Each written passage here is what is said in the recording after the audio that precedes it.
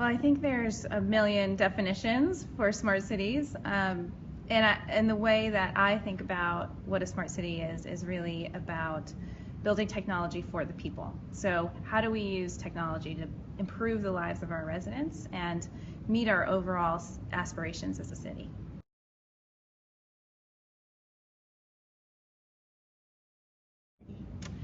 Well, we are the largest city in Silicon Valley. We have over 1 million residents.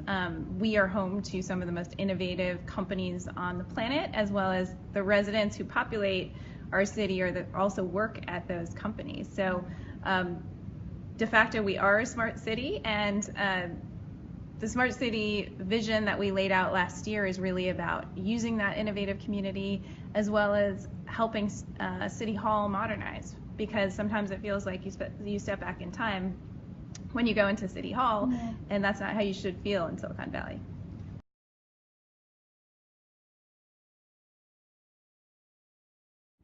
So we are set to grow by 40% by the year 2040. That's an additional 470,000 residents, which is a massive growth trajectory. And if you have spent time in Silicon Valley, you know the traffic is insane. You know that we have a housing crisis here, and city budgets are not going to grow at that same rate. So how can we deliver services to our residents at the quality level we want without innovating and without embracing new tools? And so there was a real imperative around becoming a smart city.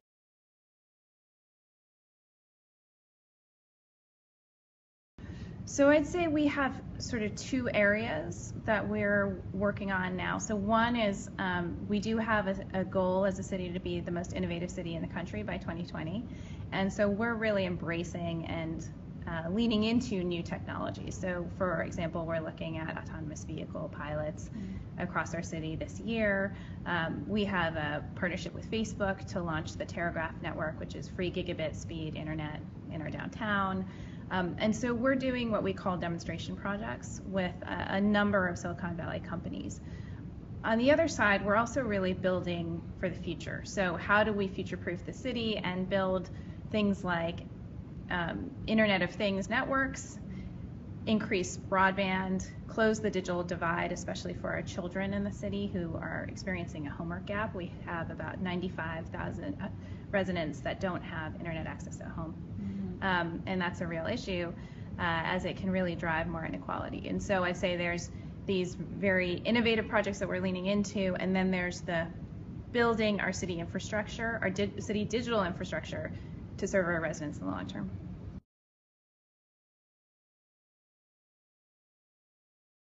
I think everything that you do has to be grounded in a business case, right? So you need to, as it should be, you should talk about time savings for staff, about cost efficiency as well, and then about making investments for the future, right? So there are some things that are longer term plays that are harder to explain, but if you frame them in ways that talk about what kind of future city you want to build, you can bring the leadership along in that process.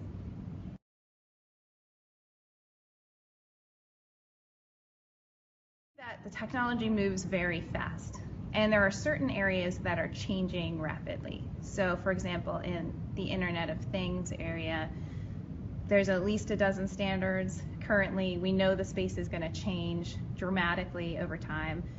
At the same time, these are kind of infrastructure investments. So you're putting hardware up on light poles.